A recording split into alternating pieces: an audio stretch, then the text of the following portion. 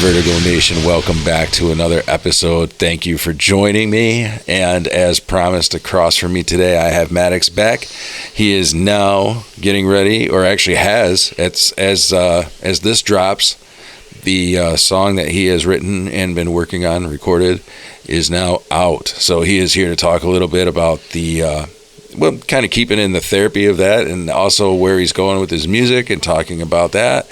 And Maddox, I'm going to let you take over the mic for a minute and kind of just talk about what you did and how we got here. And before the mics went live, we were having a really great conversation also, and I want to revisit that, but I'm going to just kind of cue into the listeners too, as we were having this really great conversation about what happens after the song comes out, and that feeling of like, now that you completed it, it's like, well, it's done now, and then it's kind of like this weird moment that you go through. It's definitely been a roller coaster.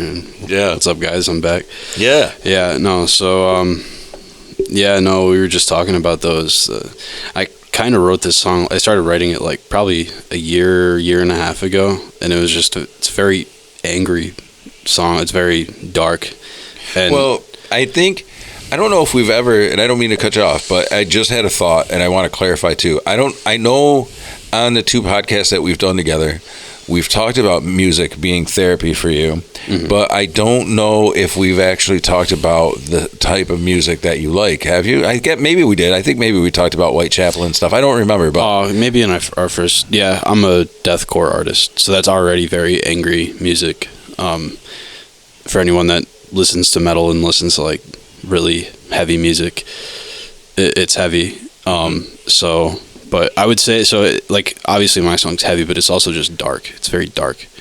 I don't know if you would agree with me on that, but it was very very personal and I was just very angry when I wrote it, but I wrote it so long ago, so it's kind of what we were just talking about, is how like I've kind of already like parted ways with like the song emotionally so long ago, and I'm honestly just so relieved that it's out already, because I just want to get to other things like so badly. No, I think that's one of the things. It's hard because music is so cathartic, and we pour ourselves into it, or any art form you pour yourself into. It's the emotional connection that makes art, and that's why I think, one, people appreciate it so much, but two, the artist also, it's therapeutic to get it out, and I think you were just talking about that.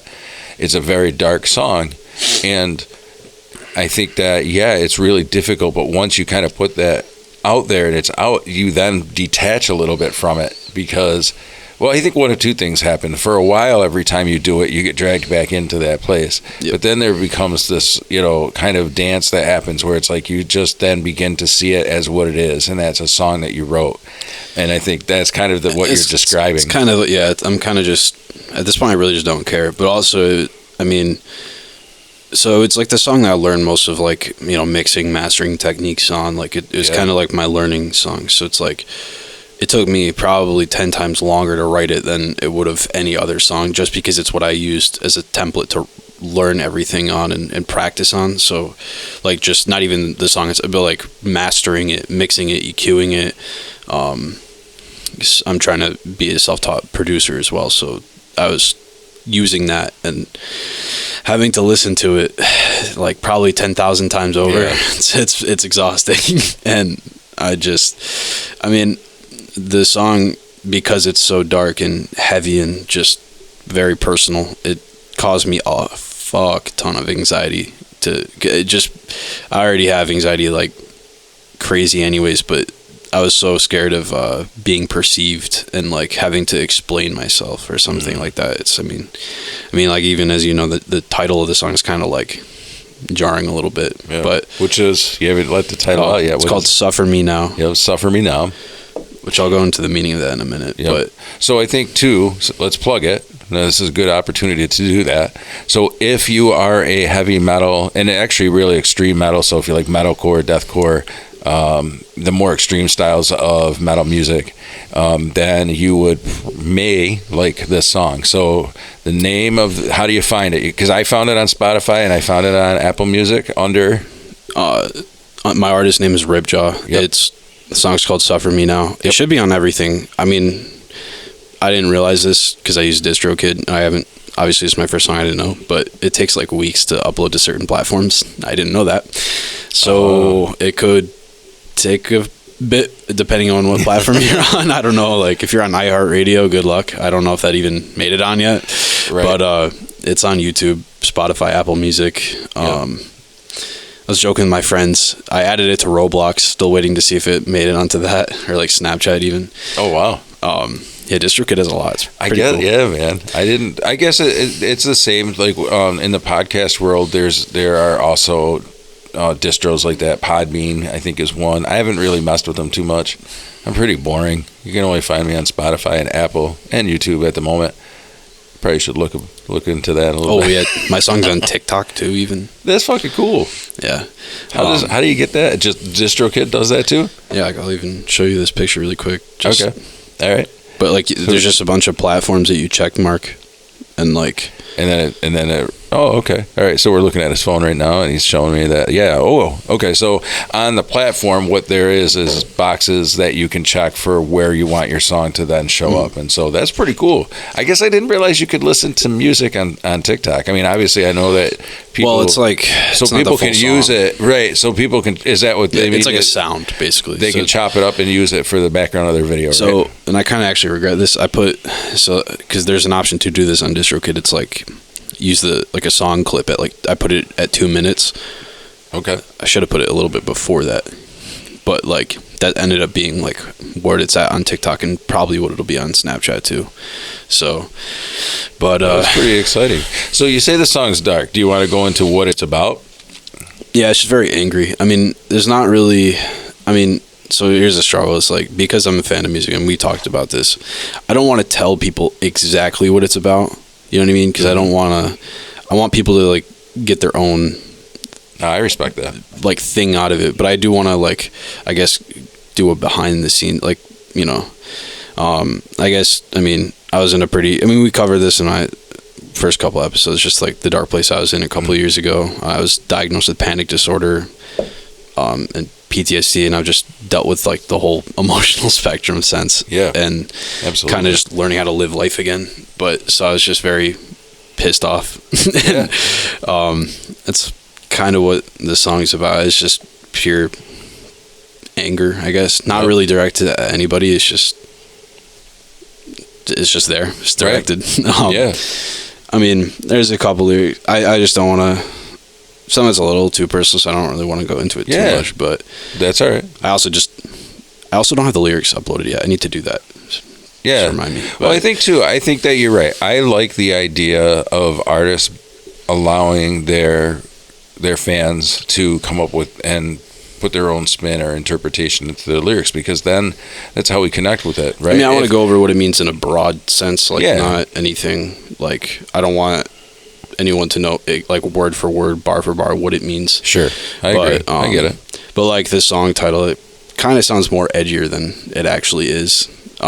But it's just it's kind of about like taking like control back in your life. Like I think they say in the Lord of the Rings. I think Aragorn says it or some shit like that.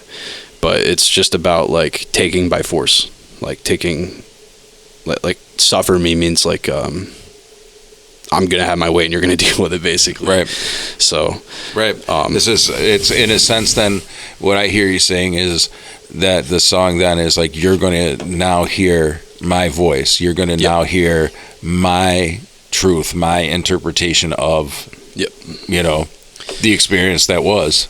Well, and it's kind of a reflection on like the biggest struggle I have had is being like I was just saying, like fear of being perceived and being vocal and just openly without like fear of judgment and shame and guilt and shit. So that's kind of what it's like.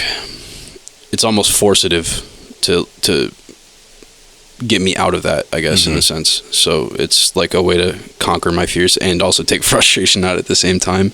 Right. So it's very, and this is also what made me more nervous about releasing, especially as my first, is because it's like, it's a very jarring name. Like people are probably gonna be like, oh, it's just edgy or something, but it's actually like way more depth to it than I probably even thought at first writing it. But it just kind of I kind of understood it more as time went on. So I think too that because I've had this happen too, you connect with a quote, something of that nature, and I think that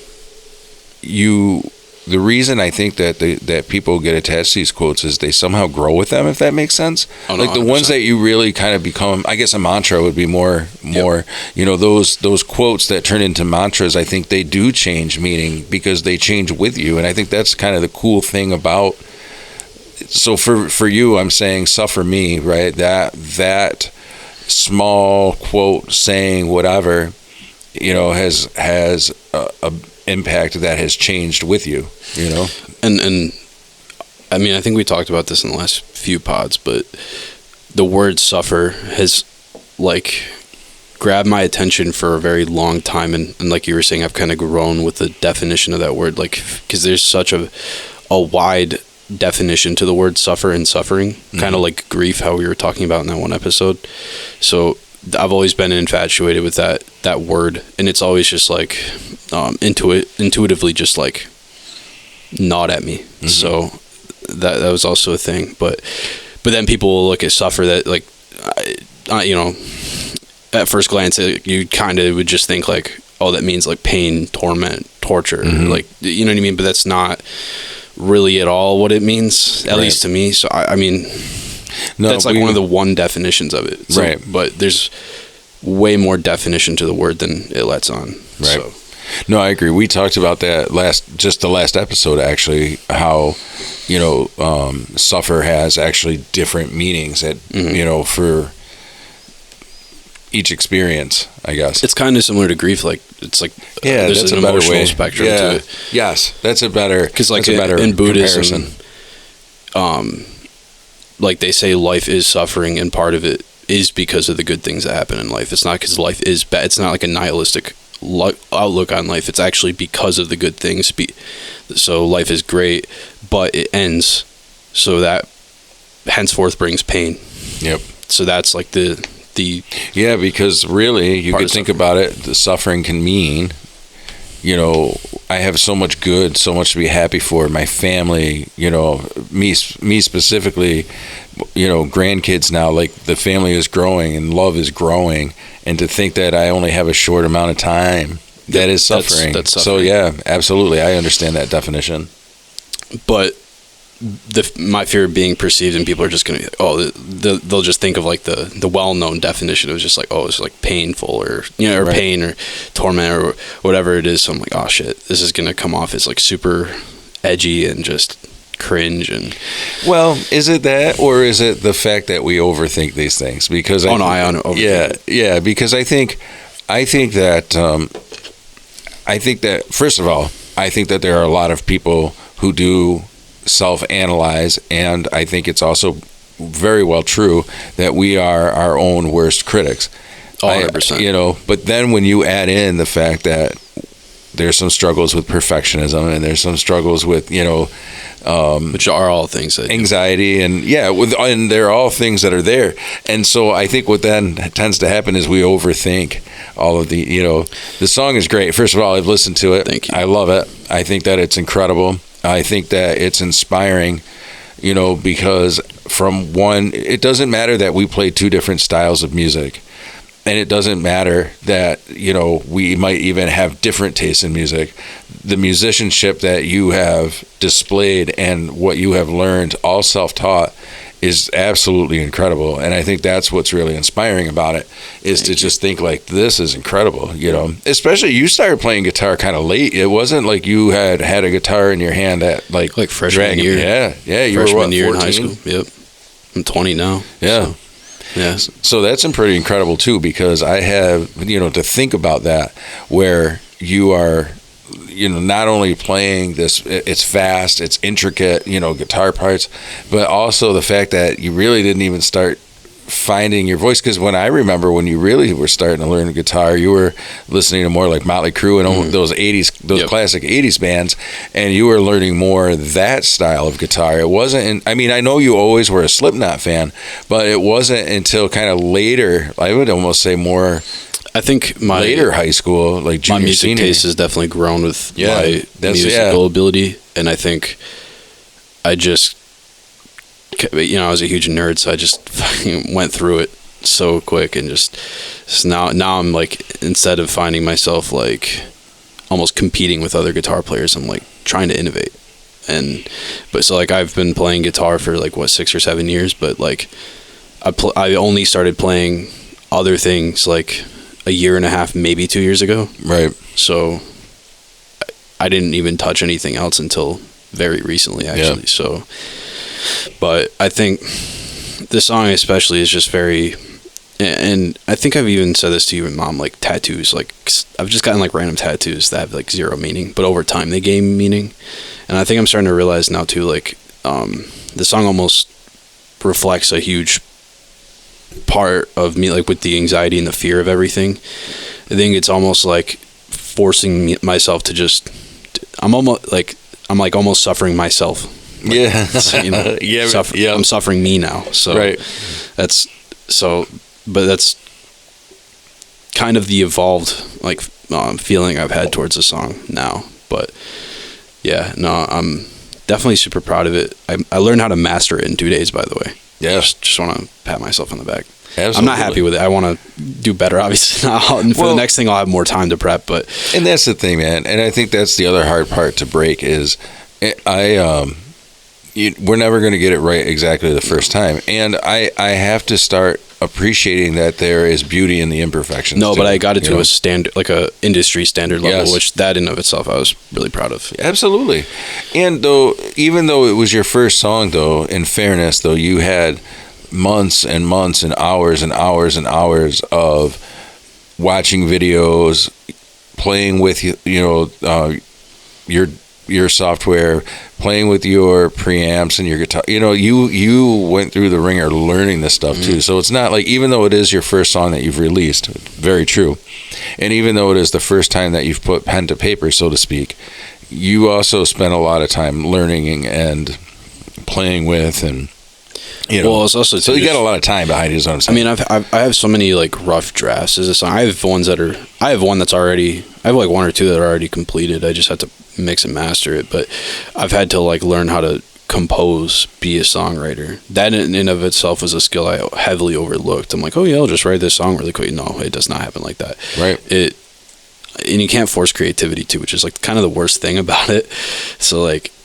And I would beat myself up like over taking so long, because I've been saying I want to release music for years, but I'm honestly so glad I didn't, because I was just telling Mom this before I came in here. I would have released something I would not have been proud of and wouldn't have stood up to the test of time. Right. Because you want to leave like a legacy almost. Absolutely. So you want, like I was telling her, there are bands that have great songs, like great composed songs, but the production and everything, they are just so poor quality. Like, so it's like I just didn't want to end up being like that. I wanted it to sound decent, at least, like it's listenable, it's palatable.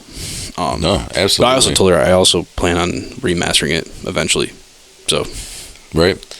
No, I think it's great. And I'm proud of you for putting it out, because I know what a big step that is. We tend to be able to sit here and talk about, when we do this and when this comes like about. Months ago, when it was kind of finished and stuff, I was like throwing up, puking, crying, not wanting to, because I was so like terrified. Honest to God, yesterday because I had it released at midnight, I didn't even think about it the entire day. And it wasn't even like because I was trying not to. I literally just, I didn't give a fuck. I just completely escaped my mind. Yep. I played video games yesterday. I went to bed at like way before. I didn't stay up to the release or anything. I just literally forgot about it. Woke up today like, oh shit, my song dropped. Guess I got to promote it now. Yep. And so I think we've also gone over to like we definitely suffer in our heads far more. Far more in our heads than in reality. So, that. And I have had nothing but great feedback. I mean, I've had friends, people I don't speak to, listen to it. People who don't even listen to like that type of music, listen to it and give me good feedback. Like, I haven't had anyone say anything negative yet. So I'm like, well, they might I was fucking worried about nothing. Right. I mean, they might not. And if they do, it's also, there are people who live to critique. Yeah, I also just don't care. You know, and so you just got to shake that kind of stuff. Well, because other than you like know? you guys, I haven't had, and people that don't listen to the music don't understand how much goes into it Right. with production, mastering, EQ. Like I'm learning stuff that people go to college for in my own room. Yeah, no, it's true, because I know even on the small scale of what you need to do for podcast editing, which isn't like a great, whatever. It's not a lot. It's vocals, so you know what I'm saying? No, but it's still a skill. Right. It's still, I'm not taking away like, from that, but I guess what I'm saying is the simplicity of it. It's just vocals. But every time I think I will have it just a little bit better from week to week, and then I'll listen back to it on Apple or Spotify, because I actually listen on all of them just to kind of feel it out. And I'll be like, damn, like, when I originally released our episode, I was way louder than you. And I heard it back like a day or two later, and I was like, no, this cannot be like this. Re-uploaded a new mix because I was like, this is bad. Well, I've heard so many guys say like, oh yeah, we should start a podcast. It'd be so easy. And then they get down to the nitty gritty details. It's actually like with recording anything, it's the tiny details. Like, you're right. I mean, even before you had acoustic treatment, you know what I mean? You could hear that in the mic. That's not something people think about. Right. Like, you know what I mean? Having good quality mics, having headphones, having studio equipment, having anything, an audio interface. You know what I mean? Yep. Like, people don't think about those small, minute details, but they make a difference. So it's a trade. It's like you have to really learn it. I mean, I don't even want to know how much money of gear is just sitting in my bedroom right now. Probably $10K with all my guitars. Well, and that's the thing. But it's something that you enjoy doing, I mean, people can scoff at it, but tell me you haven't spent money at golf, or tell me you haven't spent, you know what I mean? Everybody's got their thing that they tend to throw some money into, so. Well, it's so easy to buy equipment to do something in any aspect, but it's like you have to really learn how to, you know what I mean? Like, yeah. So the thing about like production for me is there's a million tips and tricks on like production or like how to EQ a guitar, but then you have to learn like I was looking at videos how to EQ a guitar properly to sit in a mix, and then I'd realize these guys are playing rock and roll. So the application actually has nothing to do with what I'm trying to do. So I had to actually just learn how to like do it, and then be like, okay, now I have to actually change it for this way that I'm going to do it. So there was no like skipping, you know what I mean? I didn't get to skip the line. I didn't get to be like, oh yeah, I'll watch this video and it tells me to put it right here, because it's a subjective. So like even every mix, EQing, every mastering, and any song, they're all different. Even though they sound homogenous, they're all different, but it's to taste. So like, and it's all subjective. So that's like the hard part. There's no like one glove fits all rule to it. So you have to just learn why you're doing it before you do it with this type of thing. Yeah. No, and that goes for podcasting. That goes for anything you have to do with recording. It's just, there's so much software. I mean, like, I didn't know what a compressor did when I first started. Now I definitely know. I could probably write an essay on it. Unfortunately. And that's the thing. And if you think about it, one of the things... So actually, I got a question first. What do you enjoy more? The creating of the song and that part of the artistic expression, or the recording as far as the actual recording, mixing, mastering? Like, what part of the experience do you enjoy more? And I got a cough. I'm sorry. I'm not gonna lie, I honestly just love playing guitar. Like because I'm a guitar player at heart. So like, and I've actually been beating myself. I got to make more time to just play guitar. I've been beating myself up for it, but like, because every like day I don't play guitar, I get rusty. Or you don't get rusty, but you're not like innovating. You know what I mean? I look at like, it's not that I'm competing with anybody, but I want to push the standards. You know what I mean? I don't want to innovate. So like, I can't really be doing that if I'm not staying on top of like new techniques that are out, or you know what I mean? So it's like, yeah, absolutely. So, but I love, that's very true. I love just rough drafting shit. I love producing and stuff because I want to do that as a job when I'm older, but that's not the fun part for me.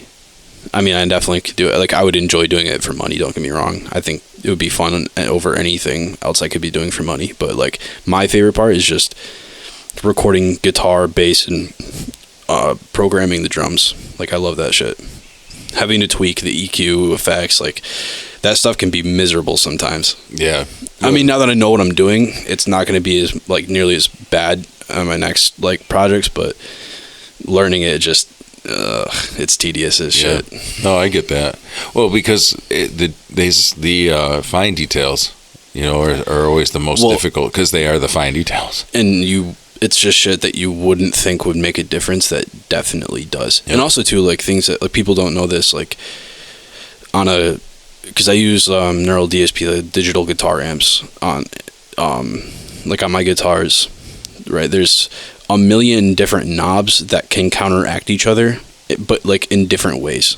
So like, you know, you can add bass, or you could take away bass and then add resonance on a guitar amp, and they're gonna kind of do the same thing, but like shift a specific frequency in a different way. So it's like playing tug of war, basically, with a million knobs. Yeah. But you have to know like what you're doing to do it. Right. So now that I know how to do it and know why I'm doing it, it's more like intent. Like now that I know what I'm doing with intent, it's going to be far easier for my future projects. I understand that. But it's like kind of just figuring it out all out, trying to hoping that it just all falls into place, basically. See, no, you said something that sparked my interest too, and what I can identify with too is because the way that I learn is I can't just learn something to say, yeah, I want you to set the knob here when you do this part, or I want you should have this knob here. It's like I want to know the why too. That's always the hard part for me. YouTube videos like on production, so they don't really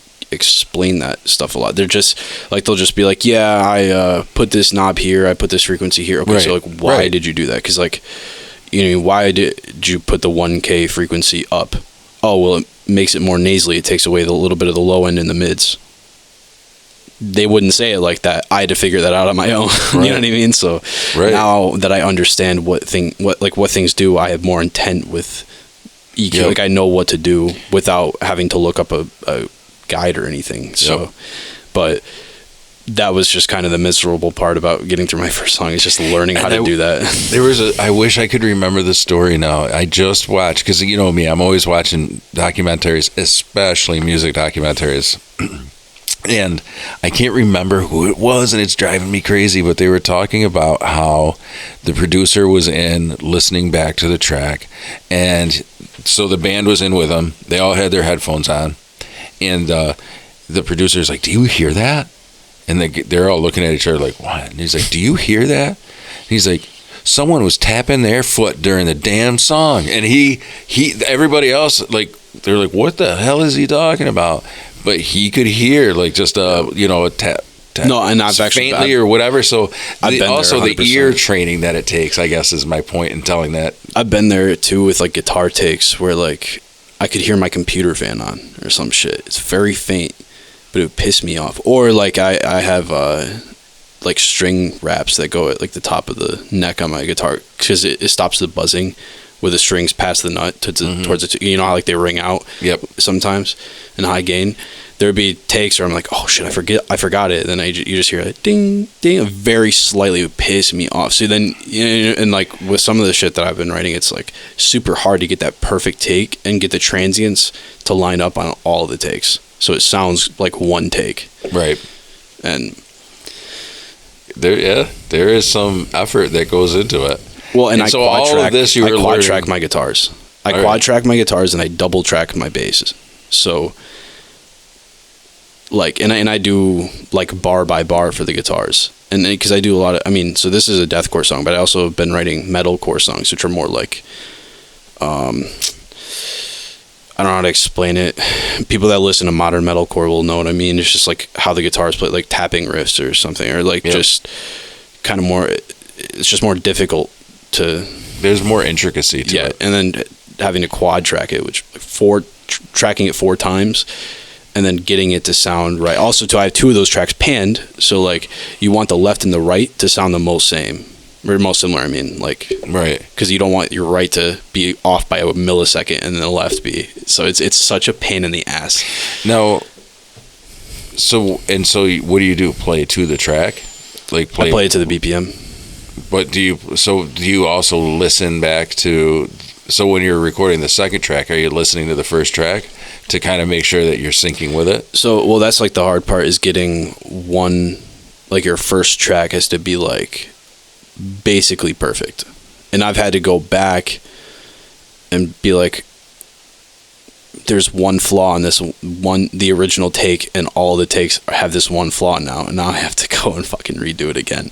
I've had to do that way more times than I want to admit, and it sucks because it could take hours just to track the guitars perfectly. Even though like I know how to play it, it's just, it's like, it's stuff that like shows up on a recording. It's so much different live. No one will give a shit if you mess up or anything, or like you're off time for like a millisecond, right? Right. You have to usually not noticeable. So like it's because it's the metronome, like 1, 2, 3, 4. But then there's the notes that have to, each individual guitar note has to line up in that BPM too. Yep. So and you could tell when it's like off by just a little bit, and it's, I mean, to you or to like people that are just hearing it, it might not be like, probably won't even notice it, but I'll fucking notice it. Right. Even listening back to my song that's now released, there's a lot of shit I would change, and I would re-record if I had the chance. But honestly, I'm just so like, I just don't care. I'm like, it's out now. I don't give a fuck. It's imperfect as shit.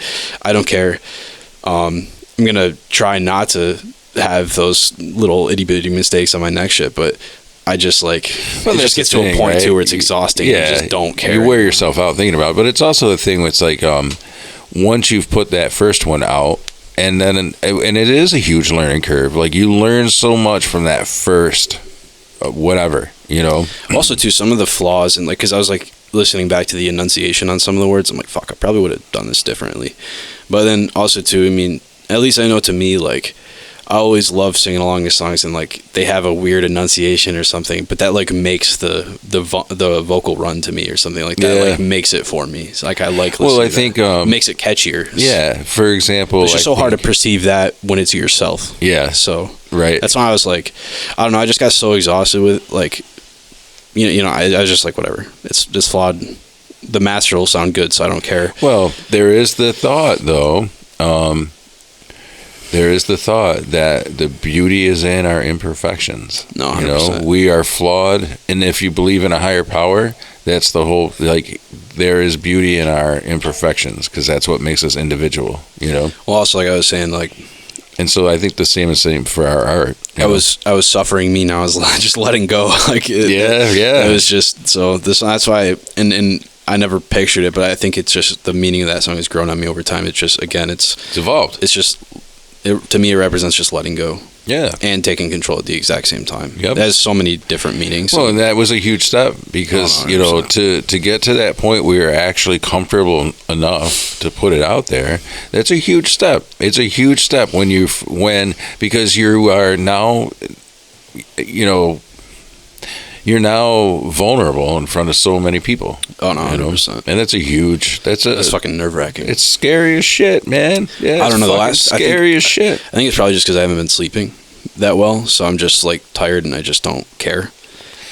But I'm sure when I get well rested next week, I'm going to be like, fuck, why did I do that? No, I think that you've been talking about this for a while. You've got a trip coming up. Oh, I've manifested the shit out of this. Yeah, exactly. And so that's the thing. I think you got to give yourself that credit, that where credit is due. You have been working really hard. It was a goal of yours to get this out. It was a goal of yours to put it out. And you've stood by that and you've done it. And yeah, there's a lot to be nervous about. I get that. I think anybody would, anybody who has done anything where it's, had to get out in front of people, whether it's a recording or whether it's live, it is nerve-wracking, Well, anything public speaking, any of that kind of stuff. Anything that's easy isn't good, though. And that's kind of what's helped me go, like, keep through it. Sure. So I know it's like, you think like Metallica. I mean, there's a lot of songs that have really deep meanings, and especially with them being as big as they are, there are so many people dissecting their songs for them. So that, like, you know what I mean? But that's like a compliment too, even though it might suck for them. That's such a compliment, you know what I mean? And that never would have been possible. I mean, they've influenced generations because of like a weird song but people over time ended up like looking into it, and that inspired them. And so even though it was probably uncomfortable for them to put out, like it might have just been a song to them, that might have been someone's like entire way of life now. Sure. And so I think that's the hardest thing, I think the other part that's always weird is, for me at least, is when people tell you, and this is part of the imposter syndrome that we talked about a couple of times already, but when someone then comes, you release it and they say good job, and you're like, I could have done better, right? Your first reaction is, well, I was saying that to you earlier, right? And our first reaction is to say, well, thank you, but I would have done this different. I would have, and it's like, wait a minute, just take the compliment. Just take the compliment. Why is it so hard to just take the compliment? I know, man? and you would text me earlier, you're like, yeah, it sounds great on Spotify, because I remember I was nervous about it sounding a little louder on Spotify for some reason, which I am gonna get checked out. But I was like, yeah, I'm not happy with the master, and then I'm like, I don't give a fuck. Yep. I don't care, whatever. Well, and you do. There has to be a certain point where you do decide to say, I don't want to say I don't care, because I think deeply we all do, but it gets to right. Yeah. We're not going to spend an unhealthy amount of time dissecting and whatever, because I'd be miserable. Right. Just got doing that. Well, and it just creates this whole cycle of, I don't know, we become nuts over it, and it's just it takes something that's enjoyable. Writing music is enjoyable, recording the music, right? That whole thing brought some type of enjoyment in that process. And why take that away by overthinking and criticizing? And, you enjoy doing it. And well, and I realized too, the thief of joy is comparison, and like living under like how I was, just fear of being perceived and stuff. Like nobody that has ever gone down like as legends or like in history books didn't have like forces against them, and like probably their own self-doubts and shit. Like it was a risk. You have to take a risk. And also too, it's like it's either you can live your whole life always wishing always wishing that you had done something, instead of just being like, oh, I did it and I regret it, but it's whatever, at least I did it. So because at that point it's like then you just become to it like a slave to it. Like you just, if you're so scared of doing something, you're like a slave to your own fear, and then it's taking you away from life, right, and enjoying your life. So don't you think it's crazy that we have these beautiful minds that want to create, but yet at the same time we just spew so much self-criticism and just shit on ourselves too at the same time? You have this beautiful mind to create music, and at the same time tear yourself apart over the creation. It's like, well, and it's like, it's think crazy of how much potential in the world out of all the lives who have lived and died went unmet because they didn't act upon it. That's like a crazy thing to think about. Mm-hmm. Think of like how different our lives would be if like someone had an idea, and I don't know, like we might have had like water powered cars if someone in the 1800s acted upon their, like right. you never know, like there could have been someone who was trying to invent something and then their self-doubts got to them and they never did, or like you just never know how society could have been different if someone who their potential was matched. Yep. So but it also takes self-effort. You have to do it. You just have to. I think that was the thing that helped me, is I just convinced myself there was no other choice.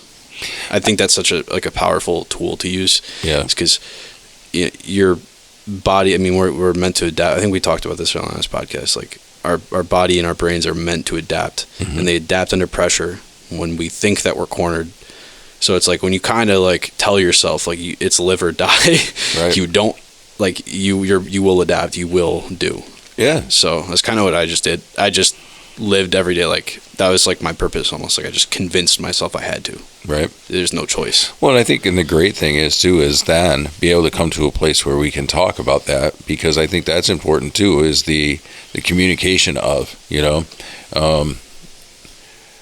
I think it's so important that people get to hear that these stories of transformation are possible. Well, because I feel like people gatekeep them a little too much too. Like they don't really. I think it's also like you look at like celebrities and stuff and just be like, oh, it came so easy to them. It comes so easy to them. Like it most definitely didn't. So you're talking about success, right? Yeah. Like, yeah. Well, just like even and that's different for everybody, but like. Like people you idolize, say you like pop music and you like Taylor Swift, you don't think it's probably still nerve-wracking for her to get up in front of millions of people in a single show and perform her songs, even though they all love her? Oh, sure. There's still just like that can't not be, you know what I mean? And in her starting out, look how far she's like.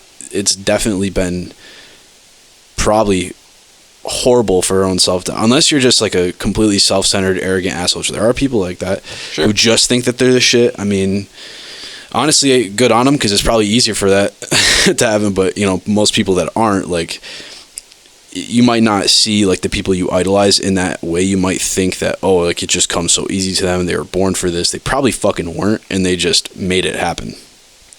But you don't get to see that, right?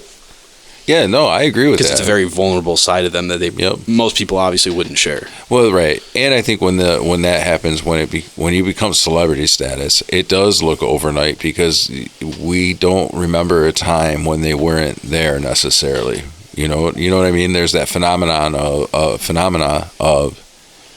You don't think, like, I don't know, like Johnny Depp or something, like even in his 20s.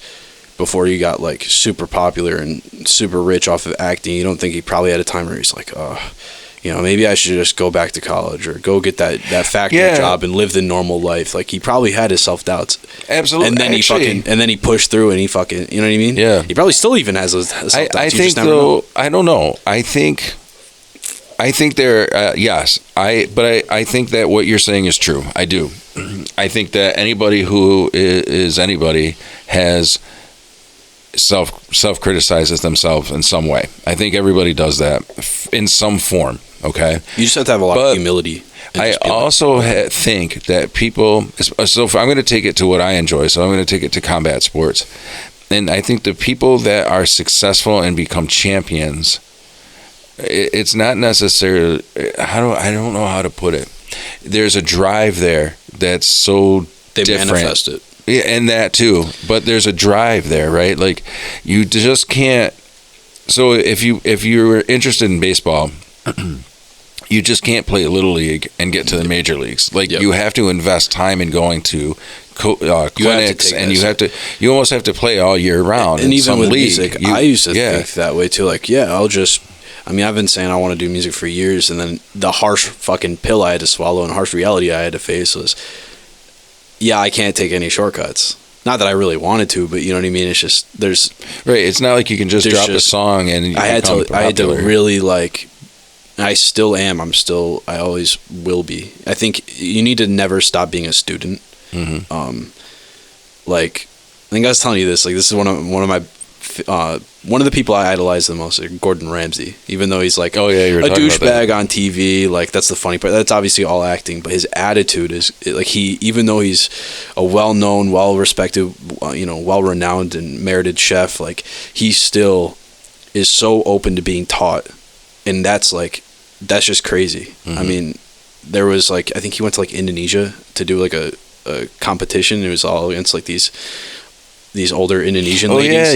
We talked about this last episode. He placed second. And he was so happy, and he was like asking them like, "Oh, like, what do you do like for this? What's your recipe?" Like, he was so happy to like just come in second, and like, just the attitude alone, like, he was trying to learn from them, and like, you never want to stop being a student, right? And so like, I just think, that's not talked about enough, and you just got to always learn. But like, I had to really, like, for production, there's no shortcuts. I couldn't follow the YouTube steps and be like, I'm gonna put my EQ like this, and like, no, I had to learn with intent how to do it and why I'm doing it, and that was the hard part, because they teach, or they say like publicly, like, you just do this.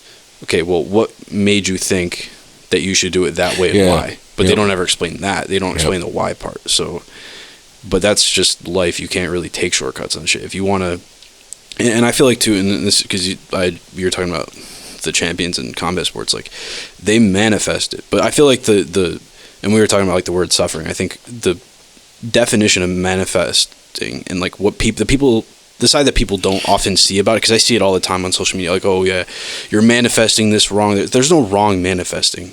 Right. You're just not thinking of you just think, oh, if I think about it enough, it'll come to me. No, you actually have to like go work your ass off. That's right. If you want to be the president of the United States, the Secret Services aren't just going to show up at your door and be like, hey, you want to be there? You got to work for it. You have to be in this scene for like 40 fucking years. You have to like, right. So, and there's a quote, this changed my life too. It said something about luck, because I hear all the time people be like, oh, luck, you're lucky, they're lucky.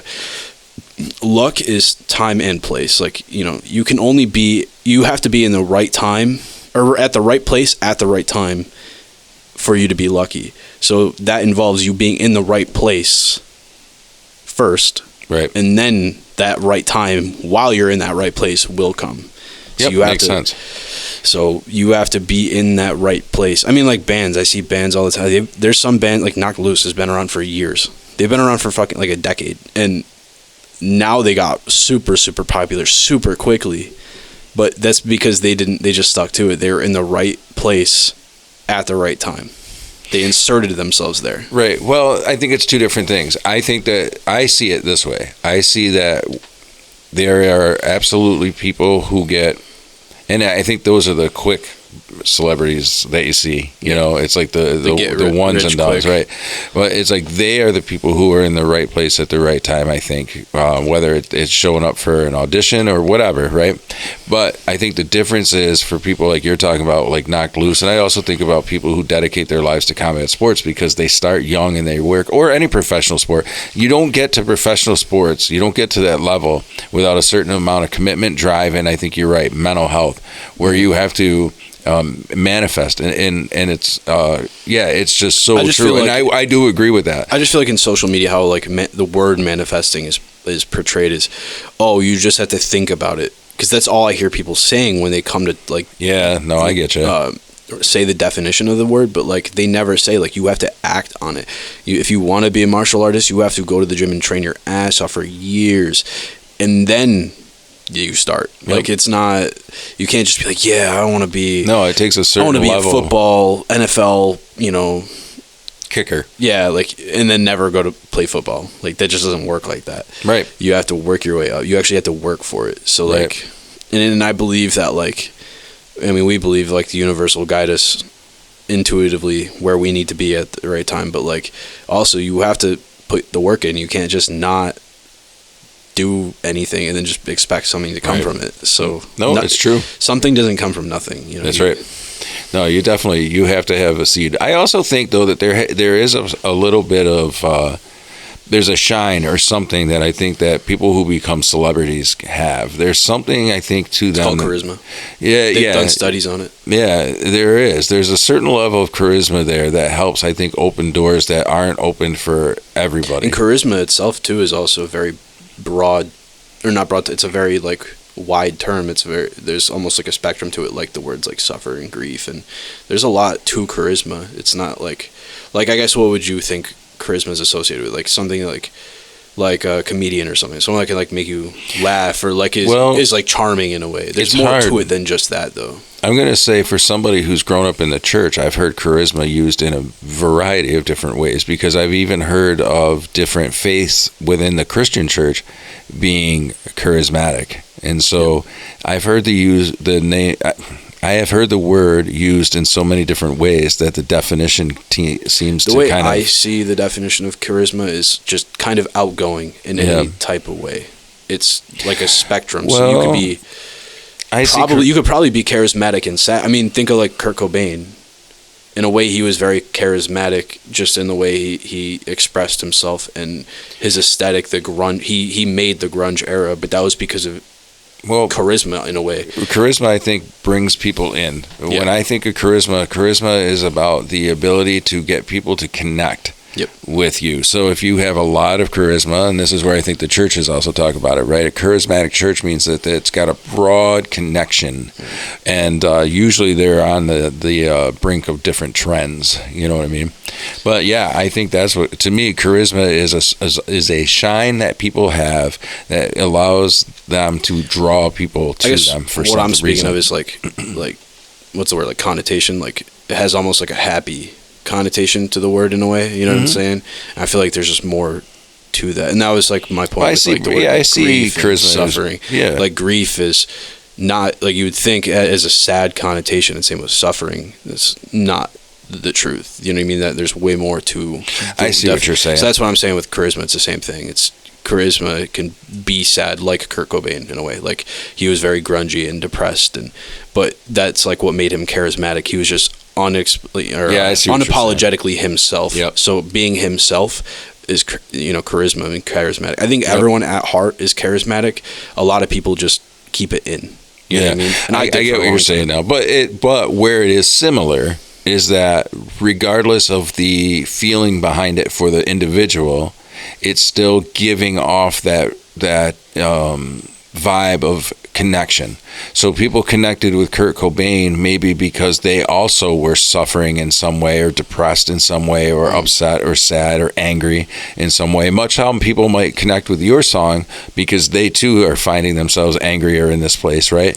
And so there's a certain level of connection that comes in. But I see what you're saying, where charisma isn't necessarily good or bad, it just is. Yep. And it's how the person connects with that individual that makes what charisma is. Is that right? Yep. It's like being like unapologetically yourself, like the almost aura you give off to people. But there's like, even though these words have like connotative meanings to them, I feel like there's a way like more spectral like definition to these words. Not spectral, but like spectrum definition. You know what I mean?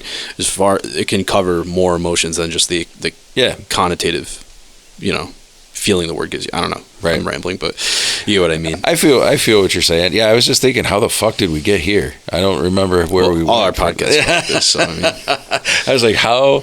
Okay. But this also all ties back into like the music stuff. I mean, it does. I hope people connect with like my song in their own way. I don't want them to know exactly. I mean, there's a lot of the lyrics like are personally they do mean something. Sure. Some of them don't. Some of them you probably think mean something, probably don't. And the ones that you think don't mean anything that sound like filler probably mean more than you think. Right. But that's just how songwriting goes. So I don't want anyone to like dissect what I say or whatever. But I definitely like. I hope it happens. I don't know if it'll happen, but I hope people do connect with it. Yeah. Like they say, I want to know like what people's perspectives on it is. Yeah, that's great. That also that could also change my own perspective. You never know. So, with saying that, are you going to put the lyrics up on Spotify and Apple Music and so forth? So that, because I know you can look at the lyrics when you're listening to the song. Yeah, you have to like time it. It's kind of a pain in the ass. I got to figure out how to do it. There's a lot of stuff I got to. Oh, so that I still have to make my artist pages and everything. Somebody in the Apple Dungeon isn't typing that out and doing that. So there is like an AI tool you can use to do it, but it's like, I mean, I don't know that. I mean, I'm screaming, I'm doing like gutturals and shit, so I don't know that the enunciation of the word will come through properly to AI. So right. I'll probably just have to write it myself, but I already have it written. I could probably just copy and paste it, but I have to like time it, because like on Apple Music how you could like that's colors it in as like I guess I thought that like that. Well, and I guess that's what I thought. Yeah, now I understand what you're saying, because I was gonna say I thought AI did that. Because if I'm gonna put the lyrics on, I want it to do like the moving, like where the song or the lyrics follow with the song. On Apple Music, you know what I mean? I'm gonna do it all the way. I'm not gonna just, because you've seen like where you click on the lyrics and it's all just the lyrics, but like then there's the edited ones that actually like move with the song when you click on it. I want it to be like that if I'm gonna do it. So I haven't seen that as much. Now what I see is what it does is it'll put the lyrics that are being sung and coming up in white, and for so much so that it's like broken off into bars. So like there'll be one or two bars, and then below that the bars are grayed out, and so you've got a portion of it like highlighted in like a white highlight, and then this is grayed out, and then. But I guess you're right. It does move in a sense with the song. Sometimes it's like synced with it. Yeah. But sometimes I'll have to figure out how to do that. Right. I also don't know anything about Spotify because I use Apple Music personally, so I'm gonna have to like. So what someone was just telling me, because I was saying how it sounds a little bit louder on Spotify for some reason. I think that's just. It might be my own personal normalization settings on Spotify, but I don't know. I've never used Spotify. I didn't even know if it had that. So like, I'll have to tweak that shit. But I still have to make my artist pages. I still have to make my social media shit. So I'm still going through the motion. I've been so busy with work and stuff. Yeah. And also, too, I didn't want to get too into that stuff, anyways, because. So I was telling like Mom before this. I didn't even know that I was going to make the deadline that I had set for myself, so I wasn't proactive about making all this shit because I just didn't want to make it for nothing, because I didn't know. Honestly I thought I'd have to delay it. Right. Not gonna lie. But no, I also just didn't want to. I didn't want to get anxious and think about it either. Right. So, because then I would have fucking died inside. Yeah, no, I get it. No, I think it's incredible. One, I think, again, to kind of recap, and, one, I think it's great that you pushed yourself to do it, and you did it. You set the goal, and not only did you, because it's so easy, like you said, you can delay it. There's so many excuses, I think, that, and some are very valid. I don't want to sit there and say, like, there aren't reasons that things get delayed and projects get delayed, because it obviously life happens. But I think for all of the things that we have talked about between the other 2 episodes with you, knowing that we are people who are perfectionists, and that there's some, definitely mental health stuff that we've talked about, to then set the goal and then follow through, push it, and actually get it out earlier, because you said you weren't going to get it out until you thought.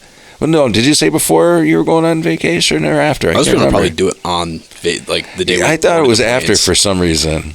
But I don't know. Like, I'd have to go honestly, back. what helped me through, because the song itself was fine, but like if I weren't able to master the song, I couldn't have put it out, because Right. I mean it would just sound like shit. No, I get it. But I got the master sounding good enough. I still could tweak it, but it's also very common for people to do remasters and upload remasters. Oh my gosh, yeah. So that was kind of what helped me just be like, all right, fuck it, I'm letting it go. And because I already know in the future, and I already plan, I do want to remaster it. So, but I also want to get more comfortable with master, because I learned how to master in 2 days. I've only ever learned mastering on this song. So once I practice and like I was saying, learn the intent of what I'm doing when I do it. Because the mastering on this song was kind of just like fucking around, hoping it all fell in place a little bit. I mean, I kind of knew what I was doing, but I was just so new to it that I wasn't comfortable with that intent. So now that I know what I'm doing, the next release, I'm going to definitely take more time on it. And then I'm probably going to, once I know and I'm more experienced in mastering, then I'm going to come back and probably remaster the song. For sure. Yeah, I see that's a huge trend. I mean, name an artist who doesn't have a remastered, because there is a difference. Yep. Remastered album. I mean, I go back all the time, and looking at classic albums that I would have, that I haven't listened to in years, and all of a sudden you see, I think Guns N' Roses was one. I just saw that, they had a whole... a lot of times they don't sound that different either. I know, that's what I was just going to say. I was listening to Appetite of Destruction was the one I was listening to, the remastered, and it added I don't know, they added 10 other songs. I'll actually tell you why that is. So the remasters do sound a little bit different, but until you know what mastering does, you kind of... Because I've always wondered, like, why does it sound the same even though it's remastered? And I've kind of... So... Spotify, because it's a little bit louder on Spotify, my song, it's a little like... You can hear a tiny bit like more distortion on it, because it bumped up the volume. There's more headroom to it, right? Mm-hmm. And that's what mastering is. You want to get the max amount of headroom and make it as loud without like clipping it and like making it sound like shit, because all the music platforms turn it down for you. So you want it to be loud. Like if I were to open up my MacBook right now and show you the file, like I think I did, it's loud as shit. And it just kind of sounds a little shitty, but when it's uploaded, like Spotify turns it down by like 14 dB, I think. Mm-hmm. So, but I think they compress it by 14 dB, because it's with compressors, if you turn it down but compress it, it'll get louder. So I think that's what it meant. Whereas Apple Music just turned it down a little bit. So Apple Music sounds phenomenal. Sounds the best on Apple Music in my opinion. YouTube, it sounds great too. Not too different from Apple Music. And then Spotify, it's just a little loud. Gotcha. But that's what mastering is. So like if I were to... It's like the distortion a little bit. That's like the little high-end frequencies that are very hard to hear, but it like rounds the edges basically of the song. It like just trims the fat away. I don't know how to explain it. No, that makes sense. So like... Obviously, you've heard vinyls from the 80s. They sound a little scratchy, just a tiny bit. And then you hear like a remaster on, like Appetite of Destruction. If you were to listen to Sweet Child of Mine from like an actual 80s vinyl from when it came out, or like even a CD, it'll probably sound a little bit scratchy, a little bit like high-end frequency, maybe a tiny bit boomy bass frequencies. And then the remaster, it like just chops off the ends that aren't necessary for the, audible spectrum. Right. So no, I get you. Yeah, it is. You could tell that you have learned a ton. Yeah, but I like rant about mastering. Sorry. No. But what I appreciate, first of all, if it hasn't been said now between the 11, 12 episodes that are out, I enjoy the process. I enjoy the conversation. I just enjoy the connection and being able to talk and learn myself.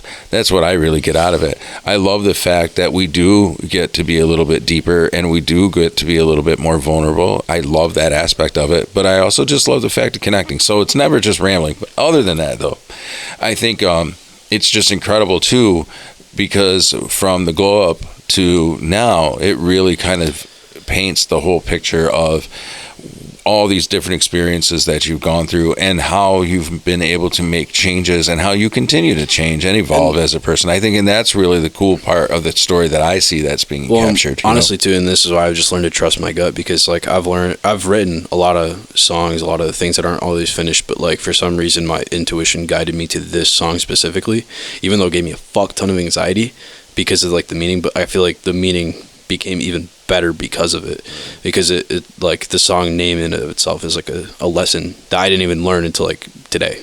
So right. But like I've had a lot of things with less jarring names to it, and like just it doesn't have a lot of like shock to it, but, right. And I was honestly gonna just like release those because I thought it would make me more comfortable. And then, like, I don't know, the universe just didn't give me a fucking... you gotta do this one. It's either balls to the wall or nothing, so... Right. But I think that taught me the biggest lesson, and I think that's why the meaning of it has grown on to... It's changed, it's evolved for me. So we're gonna plug it again. So Vertigo Nation, if you're, listen, I'm also going to put a disclaimer out there because I know that I have a variety of listeners and I appreciate all of my listeners. So because I appreciate all my listeners, I just want you to understand that the music that we're talking about is metal music. So we're talking about heavy music. Metal, right? So heavy metal is like Ozzy Osbourne, Metallica. The names are very okay. So in fairness, okay. Heavy metal is like not or 80s and maybe 90s, like Ozzy Osbourne, Metallica. That's heavy metal. Okay, this is schooling me. He's schooling me. This is deathcore. Okay. This is heavy shit. Right. So this is like for those, and because there are people in my generation, believe it or not. I know that I'm kind of older. I don't want to say old, but older. My generation, we were the guys that were Cannibal Corpse, and you know what I mean? So if you like extreme metal music, then you're going to want to check this out. Ripjaw is the artist name. Suffer Unto Me. No, Suffer Me Now. Suffer Me Now. Why did I say Suffer Unto Me? What is that another? Fuck it. I've heard that quote before. Suffer Unto Me. I don't know. So let me redo this, Vertigo Nation, because I'm not going to edit it out because, it's a live conversation that you get to hear. Or I'm just lazy about editing. I don't know. But anyway, Ripjaw, Suffer Me Now. Yep. Find it on Apple. Find it on Spotify. Find it wherever. Find it as part of this podcast, because I was going to ask you when we're off the air, but I'll just ask you on the air as we're wrapping up. I was going to put a snippet as the intro. I was going to ditch my OG intro for right now and just put a snippet of the song up as the intro. Also, I wanted to just say really quick, too. Yeah, absolutely. The artist name, you and I, we've all discussed like what it means, I guess. Yeah. But I have a other song planned. I don't know if it'll come out as the next single or the one after that, but that's kind of in tie with the artist name. So eventually that's cool. I'll just tease a future episode of going over that meaning. All right. Very cool. That's on the horizon. All right. So that's the exciting part of this too, is that there's going to be more to come. So it's not just a one and done. We're going to actually get to hear some more. So for those of you who listen in... You thought I was done? Oh, no. I didn't think you were done. I'm just explaining to everybody else that there will be more to come. And that's the beauty in this, though. And that's why, like, if you set goals and go for it, man, I think that's the thing. So yeah, Ripjaw, Suffer Me Now. Check it out. I will put a snippet up as the intro to this episode, so you'll hear a little bit of it. And it's a little late now, obviously, because if you've made it to this point, you already heard the intro. But hey, the intro was Ripjaw, Suffer Me Now. So I'm telling you that you already heard a snippet of it. Now go check it out, because it's gonna definitely make your head spin. Take it easy, Vertigo Nation.